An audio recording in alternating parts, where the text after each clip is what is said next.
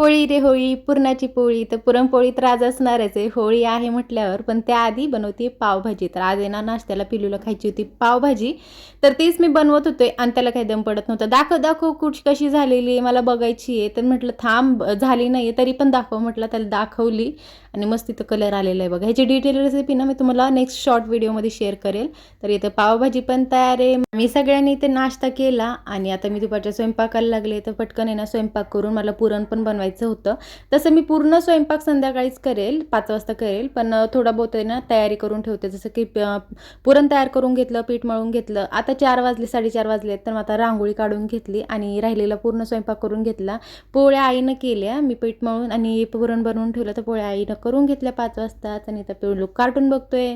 नंतर आम्ही पूजा करून घेतली आणि आम्ही सगळ्यांच्या घरोघरी अशी छोटीशी होळिका पेटवली जाते. ते सगळे आपल्या आपल्या घरोघरी पूजा करतात आणि आम्ही सगळ्यांनी इथं पूजा केली. पण होळिका पेटवायच्या टायमिंगला आहे ना गौऱ्यांना काय माहिती ओल्या होत्या कशा होत्या की एवढा धुरान धुपण झाला, पण तरी पण खूप छान पूजा झाली आमची. चला भेटू नेक्स्ट व्लॉगमध्ये.